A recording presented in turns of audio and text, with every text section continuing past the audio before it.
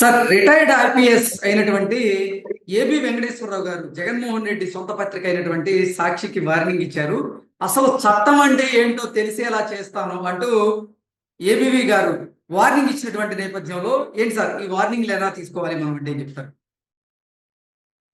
జగన్మోహన్ రెడ్డి వ్యక్తిగతంగా ఒక వ్యక్తిని, ఒక నిజాయితీ గల పోలీస్ ఆఫీసర్ని ఆయన చాలా ఇబ్బంది పెట్టాడు. అతను 5 సంవత్సరాల విధి నిర్వహణ కాలాన్ని హరించాడు అతను. పైగా ఆయన మీద అభాండాలు, అపనిందలు, కేసులు వేసి ఆయనకి పదోన్నతి రాకుండా ఆయన సర్వీసులో ఉండగా ఉన్నత స్థానానికి చేరుకునే దానికి అడ్డుకట్ట వేసాడు అతను. అత్యంత దుర్మార్గం అండి. ఒక పోలీసు గాని, ఉద్యోగి గాని తన జీవితంలో రిటైర్ అయ్యే లోపల తను చేరుకోవాల్సిన స్థానానికి నిజాయితీగా ఉన్నవాడు, నిక్కచ్చిగా ఉన్నవాడు, కళ్ళల్లో నిజాయితీ తొణికిసలాడేవాడు. నీ సవాలుకి ప్రతి సవాలు విసిరాడు, నీ ప్రతి చర్యకి ప్రతి చర్య చూపించాడు. సుప్రీంకోర్టు దాకా వెళ్ళి యుద్ధం చేశాడు ఆయన, యుద్ధమే చేశాడు ఆయన. ఆఖరికైనా తను చేరుకోవాల్సిన స్థానానికి చేరుకోకుండానే, తను అధిష్ఠించవలసిన ఉన్నత స్థానం అధిష్ఠించకుండానే ఆయన రిటైర్ అయిపోయాడు.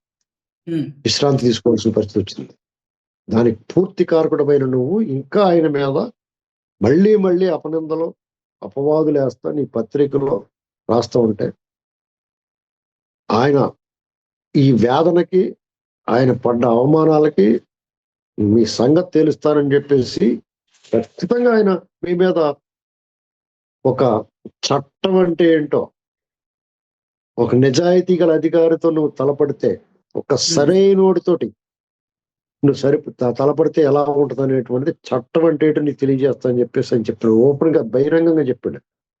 నువ్వు ఎప్పుడు కూడా నంగి మాటలు మాడతా, వంకర నవ్వులు నవ్వుతా, పిచ్చి చూపులు చూస్తా, బెత్తర చూపులు చూస్తా, విరునవ్వులు నవ్వుతా ఉంటే నువ్వెక్కడా, ఆయన ఎక్కడా? ఆయన తట్టుకోగలటం వీళ్ళకి సాధ్యమండి? ఆ పత్రిక పేరు చెప్తారు మీరు, ఆ పేరు చదవడం కూడా నాకు ఇష్టం ఉండదు. ఆగిపోయిన చెడిపోయిన గడియారం కూడా రోజుకి 2 సార్లు సరైన సమయాన్ని చూపిస్తుంది. కానీ మీ దాంట్లో ఒక్కటంటే ఒక్కటన్నా నిజం ఉంటుందా? అబద్ధాలు మంచినీటి బావులో విషం కలిపినట్టు మీ వ్యవహారం ఉంటుంది. ఇక మీరు ఏం మసిపూసి మారేడుకాయ చేసినా, మీరు ఎలాంటి అబద్ధాలు మాట్లాడినా అది చెల్లదు. మీరు మళ్ళీ అధికారంలో రావటం కానీ, మీ రాజకీయ పార్టీ ఉనికి మనుగడ సాగించడం కానీ జరిగే పని కాదు. మీరు ఇవాళ ఎవరినైతే ఇబ్బంది పెట్టారో, ఎవరినైతే నిజాయితీ పరులను మీరు అణిచేయడానికి చూసారో, ఎవరినైతే వేధించుతున్నారో వాళ్ళు తిరిగి తిరగబడి మీ మీద వేట కొనసాగిస్తే మీరు వేట అవుతారు, వేటగాళ్ళు వాళ్ళు అవుతారు. ఆ వేటగాడి బారి నుంచి మీరు తప్పించుకోగలిగితే మీ లైఫ్ టైం అచీవ్మెంట్ ఉంటుంది. ఎట్టి పరిస్థితుల్లో తప్పించుకోలేరు. ఒక సిన్సియర్ ఆఫీసర్, చట్టం తెలిసిన వాడు, చట్టం అంటే ఏంటో మీకు చూపిస్తానన్నాడంటే దాన్ని మీరు తట్టుకోవడం మీకు తరం కాదు. ఒక సిబిఐనో ఈడీనో మేనేజ్ చేసుకున్నట్టు కట్టలు గుమ్మరించినట్టు, ఎవడు బూట్లు నాకు కాళ్ళు తీసుకో బాత్రూమ్ దగ్గర కాపలా కాసో మీరు తప్పించుకుని ఉన్న చిన్నాళ్ళ నుంచి అవస్థలు పాలు చేసి నిర్వీర్యం చేసి వాళ్ళని వాడుకుని మీరు ఏదైనా యథేచ్ఛగా తిరుగుతూ ఉండొచ్చు. ఇక ముందు కాలం మీకు సాగదలాగా. మీకు దరిద్రం పట్టింది. ఆ దరిద్రాన్ని అందరికీ అంటిస్తున్నారు మీరు. మీ పేరు కలిసినా, మీ తోటి కలిసినా, మీతో తిరిగినా, మీకు సమర్థించినా, మీరు వాళ్ళని సమర్థించినా అందరం మటాష్ అయిపోతున్నారు. చూసుకోండి కావాలితే ఇటీవల కాలంలో జరిగిన పరిణామాలు. మిమ్మల్ని ఎవడైతే తోలు తీసి ఎండేస్తాడో, మీ మీద ఎవడైతే యుద్ధం పడేస్తాడో, ఆ యుద్ధం ప్రకటించిన రోజే విజేత అతను అంతలో. అది గుర్తుపెట్టుకోవాలి. ఓకే సార్, జగన్మోహన్ రెడ్డి మీద, అలాగే జగన్మోహన్ రెడ్డికి చెందినటువంటి పత్రిక మీద కూడా న్యాయ పోరాటానికి సిద్ధమవుతున్నారా? అందులో భాగంగా ఇటువంటి వ్యాఖ్యలు చేశారా? ఏబి వెంకటేశ్వరరావు గారు ఏం చేయబోతున్నారు రానున్న రోజుల్లో అంటే ఏం చెప్తారు సార్? ఆయన వీళ్ళందరూ ఈదిలోకి ఈడుతాడండి. ఆయన ఎందుకు వదులుతాడు? ఈదిలోకి ఏడ్చడం అంటారు కదా. అంటే ఎన్నాళ్ళు ఏం చేశారంటే, ఏదైనా అపవాదులు ఆరోపణలు వచ్చినా ఒక స్టేట్మెంట్ ఇచ్చి సరే వాళ్ళు సావని అని వదిలేసేవారు. నేను అందరూ చెప్పారు సరైనోడు తగలక ఎన్నాళ్ళు వాళ్ళు చేస్తారు. సరైనోడు తగిలేడు పట్టుదలగా తీసుకున్నాడు అనుకోండి. ఆయన కూడా విశ్రాంత ఉన్నతోద్యోగి, ఆయన కూడా నిజాయితీగా ఉన్న మనిషి, చట్టం తెలిసిన వాడు, చట్టం రుచి ఎలా ఉంటుందో చూపించాలనుకుంటే ఎలాగుంటుందంటే భవిష్యత్తులో చూస్తారు మీరు ఆ సినిమా. ఓకే. వీళ్ళ గిరగల్లాడతారు, విలవల్లాడతారు, ఆహాకారాలు చేస్తారు, ఆర్తనాదాలు చేస్తారు. ఉమ్. సార్ ఇప్పటికే వరుస వివాదాలతో వరుస ఆరోపణలతో జగన్మోహన్ రెడ్డి ఉక్కిరిబిక్కిరవుతున్నటువంటి నేపథ్యంలో ఏంటి సార్ జగన్మోహన్ రెడ్డి పరిస్థితి రానున్న రోజుల్లో ఎలా ఉండబోతుందంటే ఏం చెప్తారు? జగన్మోహన్ రెడ్డి పరిస్థితి ఏంటంటే ఓడగొట్టిన మంచం కూడా అన్నా సరే గబక్కన దాన్ని పొయ్యిలో పెట్టుకుంటే కనీసం వంట చెరుగ్గానే ఉపయోగపడుతుంది. ఉమ్. ఇప్పుడు మంచం కూడా ఉందనుకోండి, మంచం ఉంటది కదా, మంచానికి 4 కోళ్ళు ఉంటాయి కదా, ఏదైనా కోడి ఇరిగిపోయింది అనుకోండి, మంచం పనికి రాకుండా పోయింది అనుకోండి, ఆ మంచం కూడా మూలన పడేస్తాం, లేదా శీతాకాలం చలిమంట వేసుకుంటాం, లేదా పొయ్యిలో పెట్టుకుని వంట చేసుకుంటాం. దానివల్ల అదన్నా ఉపయోగం ఉంటుంది. ఇతని వల్ల ఏ రకమైన ఉపయోగం లేదు. ఏమిరా బాలరాజు నీ వల్ల ఏమిరా ఉపయోగం అంటట్టు సినిమాలో అలాంటి పరిస్థితి వస్తుంది.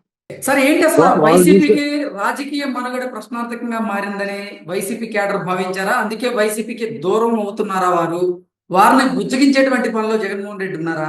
అసలు వారిని బుజ్జగించేటువంటి పనిలో జగన్మోహన్ రెడ్డి ఉన్నప్పటికీ వారు వైసీపీ వెంట నడిచేటువంటి పరిస్థితి ఉందా అంటే ఏం చెప్తారు? ఇప్పుడు దాకా నేను చెప్పింది అదే మీరు అడిగిందే. ఎందుకంటే జగన్మోహన్ రెడ్డి తలకిందులుగా తపస్సు చేసిన ఇంకెవరిని ప్రజల్ని ఒప్పించలేడు, వాళ్ళ కేడర్ని ఒప్పించలేడు. వాళ్ళ నాయకులు అతను కూడా తిరిగిన వాళ్ళే దూకేస్తున్నారు. ఇంకా చిల్లులు పడిపోయిన పడవలు ఎవరు ఉంటాడండి? వాళ్ళందరూ మళ్ళీ వెనక్కి వస్తారు అనుకుంటున్నాడే, వెనక్కి రారు. వాళ్ళు ఇంకో దారి చూసుకుంటారు. వద్రబాబు వీడితో వద్రబాబు పిచ్చోడితో మనకెందుకు అనుకుంటారు. మీకు బుర్ర తక్కువ పడుతుంటేనే వెళ్ళొచ్చు, బుర్ర ఎక్కువ ఉన్న పడుతుంటేనే వెళ్ళొచ్చు, అసలు బుర్ర లేని పడుతున్నా తిరగచ్చు. కానీ ఈ మానసిక వికలాంగులతో ఎందుకంటే తిరుగుతారు వాళ్ళు? డేంజర్ కదా. ఆ రాయి ఎప్పుడు వచ్చి ఎవరికి తగులుతుందో తెలియదు కదా. అంచేత ఇతను ఏం చెప్పినా జగన్మోహన్ రెడ్డి దురదృష్టం ఏంటంటే అతను మొట్టలో ఒకసారి జాలేస్తూ ఉంటుంది నాకు. ఎందుకంటే అతనికి ప్రజలందరూ కూడా పట్టాభిషేకం చేశారు. ఆ పట్టాభిషేకం చేసినప్పుడు అర్ధరాజ్యం ఎత్తి అడుక్కుని చెప్పు కడిగి దాచి పెట్టుకున్నట్టు అతను మళ్ళీ నేను ఒరిజినల్కి వెళ్ళిపోతాను, నేను జైల్లో పోతాను, నేను పోతానన్నయ్య అంటాడు చూడండి అదే సినిమాలో. అలాగా నేను జైల్లో పోతాను అన్నట్టుగా అతను వ్యవహారాలు చేస్తే ఎవరు కాపాడతాడండి? అతను ఏదో అనుకుంటాడు, ఇంకా రోడ్డు మీద తిరుగుతానేమో అనుకుంటున్నాడు. చూడండి రాబోయే రోజుల్లో అతని మీద ఎన్ని కేసులు పడతాయో, అతను చేసిన తప్పులకి మూల్యం ఎలా చెల్లిస్తాడో చూడాలి. ఎందుకంటే ఇప్పుడున్న ప్రభుత్వం చాలా మంది హేళనగానో కొంచెం చిన్న చూపు చూస్తున్నారు. నిజమే, మేము కూడా మాట్లాడుతాం ఒకసారి, వీళ్ళు సరిగ్గా పట్టించుకోవట్లేదు. వాళ్ళు చాలా పగడ్బందీగా వాళ్ళు ఊపిరాని పరిస్థితుల్లో పెడతారు అతన్ని. అడుగు కూడా తీసి బయట పెట్టలేడండి. అతను చుట్టూరున్న నాయకులు వన్ బై వన్ పోతారు. ఇప్పుడు పేరు నాని ఇలాంటి వాళ్ళు కొంతమంది సహాయంతో అటు ఇటు డ్రామా ఆడతారు. ఆఖరి గడి వరకు ఇప్పుడు పులి మేక ఆడతారు. ఆఖరి గడి వరకు మేక జరుగుతూ ఉంటుంది. ఆఖరి గడిలో పులి మింగేస్తుంది మేకని. అదే జరుగుద్దండి. పులి మేక ఆట ఆడినప్పుడు ఆఖరి గడిలోకి బంధించి పడే వరకు కూడా ఆ మేకకి జరుపుకునే అవకాశం ఉంటది. లాస్ట్ లో మింగేస్తుంది పులి. అదే జరుగుద్దండి వీళ్ళందరికీ.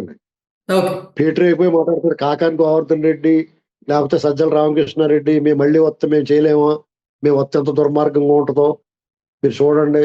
మీరు ఆల్రెడీ మీరు ఏం చేస్తారని చూసారు. కొత్తగా మీరు ఏం కనిపెట్టి చేయలేరు ఏమిని. మీకు ఆ అవకాశం ఎవరు? వీళ్ళు మీకు మోకాలు గడికి తీసేసి కూర్చోబెడతారు. మీరు ఇంకెంతకైనా ఓవర్ యాక్షన్ చేస్తే. వాళ్ళు చాలా సౌమ్యంగా పద్ధతిగా మిమ్మల్ని ఇంకా భ్రష్టు పట్టించే విధంగా వాళ్ళు సౌమ్యంగా ఉండి సమయం పాటిస్తుంటే మీరు అదేదో చేతకానితనంగా తీసుకుని మీ ఇష్టమైన మాట్లాడుతున్నారు కదా. వాడు మీరు అలాగే మాట్లాడాలని కోరుకుంటున్నారు. ఆ మాటలన్నీ మాట్లాడిన తర్వాత ఒక్క పీకుతారు దెబ్బకి. ఎక్కడ వెళ్ళి కూర్చోవాలో కూర్చుంటారు మీరు. మీరు అంత దమ్ము ధైర్యం ఉన్న వాళ్ళైతే పారిపోవడాలు ఎందుకు? మేమే కేసులు ఎదుర్కోవాలి కదా. దాక్కోవడం ఎందుకు? ముందస్తు బెయిల్ పెట్టుకోవడం ఎందుకు? స్వచ్ఛంగా బయటికి రావచ్చు కదా. అక్రమాలకి, అవినీతికి, అడ్డగోలు వ్యవహారాలకి, కుల పక్షపాతానికి, అశ్రిత పక్షపాతానికి, మత రాజకీయానికి, ప్రాంతీయ విద్వేషాలు రెచ్చగొట్టడానికి మీరు బ్రాండ్ అంబాసిడర్లు. మీకు ఎవడు ఏమి నేర్పక్కర్లేదు. దురదృష్టం ఏంటంటే మీ కూడా ఉన్న బ్యాచ్ కూడా మీ బ్యాచ్ లో వాళ్ళకి విశ్వసనీయత పోయింది. కొంతమంది పాత వాళ్ళు మాట్లాడితే విలువ లేదని కొత్త బ్యాచ్ దింపారు. ఇప్పుడు అమరావతి మీద విషయం చిమ్మడానికి అటనే. మీకు ఎట్టి పరిస్థితుల్లో మిమ్మల్ని దర్జాపులో జారినేస్తారు. మీరు ఏం చెప్తే నమ్ముతారు? మీ పందా మార్చుకున్నప్పుడు నీకు ఇంత గోప పగిలిపోయేలాగా దెబ్బ తగిలినప్పుడు నువ్వు వెంటనే మార్చుకోవాలి. అమరావతి విషయంలో నేను చేసిన తప్పు, పోలవరాన్ని ఆలస్యం చేయడం నేను బ్లండరు, మీ మీద ఇలా అరాచకం చేయకూడదు, నన్ను రావాలి కావాలనుకున్న దళిత సమాజాన్ని నేను ఇబ్బంది పెట్టాను, వాళ్ళు చంపేసి హోమ్ డెలివరీ ఇస్తాడు, నేను పక్కన కూర్చోబెట్టుకుంటాను, శిరోమండలాలు చేస్తే నేను ఉపేక్షించాను, ఇలాగా డాక్టర్ సుధాకర్ విషయంలో నేను చాలా తప్పు చేశాను, నన్ను క్షమించండి అని ఒక మాట అనాలి నువ్వు. ఆ మాట అంటే నీకు ఎంతో కొంత నీ మనుషుల్లో యాక్సెప్టెన్స్ వస్తుంది ఫస్ట్. ఈ మాటలు ఏం చెప్పకుండా మళ్ళీ మీరు వస్తే తోలు తీస్తాను, గంగాధర్ జాగ్రత్తగా ఉండు, మధుసూదన్ రావు ఇలాంటి మాటలు మాట్లాడితే మీకు విశ్వసనీయత ఎక్కడ ఉంటుంది? మీకు ఆల్రెడీ మొత్తం క్రెడిబిలిటీ పోయింది. అసలు నీకు రాజకీయాల్లో ఉండే అర్హతే లేదు. ఇంకా నువ్వు ఏదో అనుకున్నా రాజకీయ పార్టీ ఉంది కాబట్టి ఆ జెండాలు ఉన్నంతకాలం నువ్వు ఎన్నో డబ్బులు పడితే తీసుకోవడం కూడా తప్ప, నువ్వు డబ్బులు కూడా ఇస్తలేదని తెలిసింది ఈ మధ్య. ఎందుకంటే ప్రభుత్వంలో ఉన్నప్పుడే ఇస్తావు, ఎందుకంటే నీ బాబు సొమ్ము కాదు కదా. ఊరు పసుపు ఊరు కుంకుమతో పేరెంటం చేయడం అలవాటు కాబట్టి, ప్రభుత్వ సొమ్ము కాబట్టి ఏపీ ఫైబర్ నెట్ నుంచి డిజిటల్ కార్పొరేషన్ నుంచి ఎప్పటిగా దోసి పెట్టేసావు. ఇప్పుడు ఆ రెండు నీ చేతిలో లేవు కూడా, నువ్వు 10 రూపాయలు కూడా ఎవడో వస్తాడు జేబులు తీసేసుకుంటారు మీ వాళ్ళు, వాడు జేబులో చేయటి తీసేసుకుంటారు. అటువంటి నీ వెనకాల ఎందుకుంటాడు ఎవడన్నా? నువ్వు ఇంకా డబ్బులు ఖర్చు పెడతానికి ఉన్న నీ దగ్గర ఉన్న డబ్బులు నీ కేసుల గురించి మేనేజ్ చేసుకోవడానికి, సిబిఐని ఈడీని మిగతా వ్యవస్థల్ని మేనేజ్ చేసుకోవడానికి సరిపోయేలా లేవు. నువ్వు కొలగొట్టిన సొమ్మంతా దానికి రెడీగా ఇక్కడ రెడీగా లేదు. నువ్వు కంటైనర్ల ద్వారా వేరే దేశాలు పంపేశావు. నిన్ను ఎవడు నమ్ముతాడు?